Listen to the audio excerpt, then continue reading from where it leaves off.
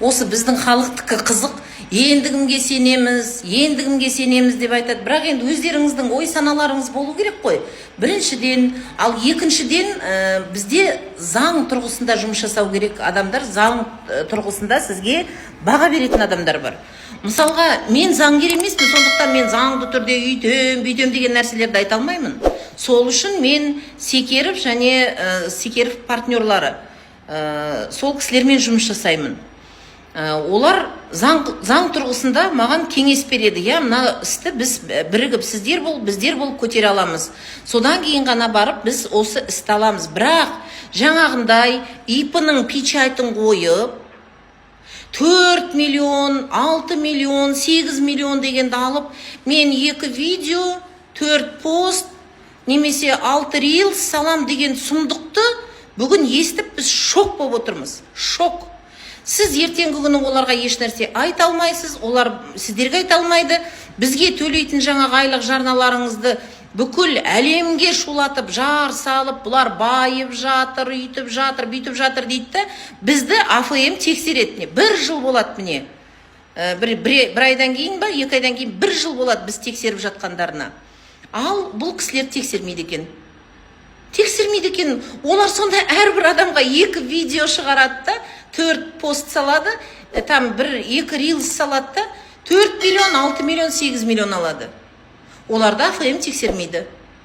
Ал біздің мына жерде қазір тыңдап отырған адамдар, барыңыздағы есепшілер, бухгалтерлер бар, заңгерлерден сұраңыздар. Қоғамдық бірлестіктің ішіне кірген ақшаны қалай алып шығара аласың? Мен үйімнің ипотекасын жабам деп алып шығалам бекем, немесе көлік сатып алам деп алып шығалам бекем. Көріңіздер, сол кезде бірақ түсінесіздер.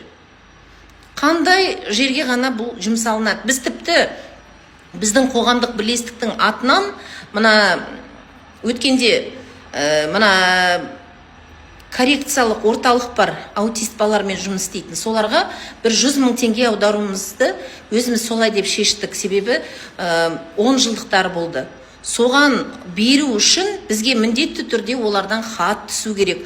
Ол хатты олардың дәл сондай іспен айналысатыны, кәсіппенен сол жерде сондай балалар бар екенін барлығын түсіреді де, содан кейін біз осы жерде қоғамдық бірлестікте солай шешіп, солай ғана аудара аламыз.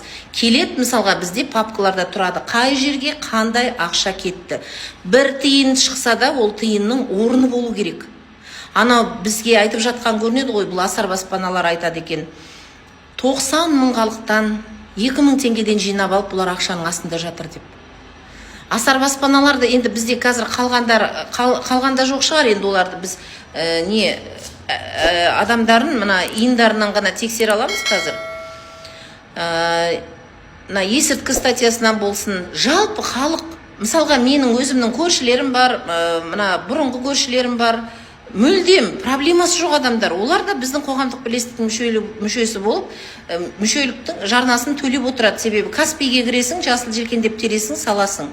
Ол жерде менің көршілерімнің өздері айтады, біз тіпті жаңағы 2 мың, 3 мың емес, біз 10 мыңнан сала саламыз. Себебі біз көріп жүр, олар мені өзі көріп жүр. Кейде мен баламды мектептен ала алмай қаламын, немесе тағы да соның барлығын мен көршілерім көріп жүр көздеріменен. Қалай жұмыс жасап жатқанымызды. Мынандай болып 6 миллион, мен бір видео түсірем тиктокқа, сол үшін мен бәленбай миллион алам деген. Енді ары қайда, ұят қайда. Бізге көмек сұрап келетін адамдар миллионер болатын болса, олар ондай проблемаға кірмейді ғой. Қазақтың жігіттері, қыздары, сіздер кішкене ұялсаңыздаршы. Қазір біздің адвокатымыз айтып жатыр, 27 жыл судья болған кісі, көбі біледі ол кісіні, Алматы жақта тұратындар. Қапшағай қаласында 27 жыл судья болған Сахариев деп айтады. Сахариев Белгібай ағамыз. Сол кісі айтады, миллионнан артық аузын ашқан адвокаттардан мен күмән туғызады маған дейді.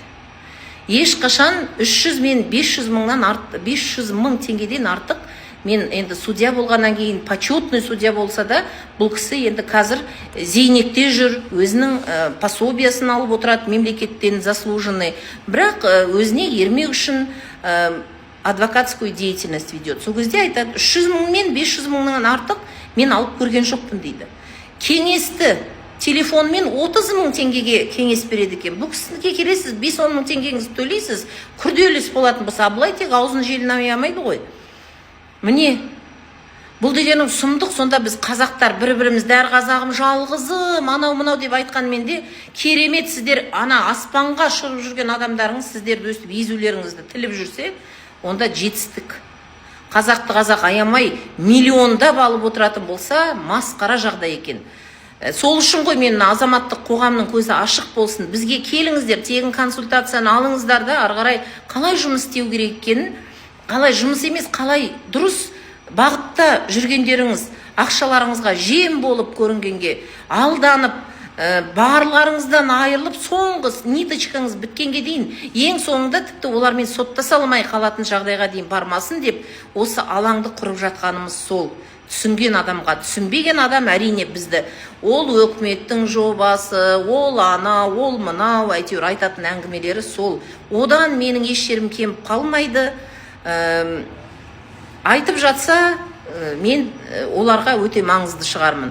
Себебі олардың айтып жатқан нәрселеріне менің басымды қатты ауыртпаймын. Сол қанша айтсаңыздар да, шындық айтқан адам көпке ұнамайды. Шындық осы.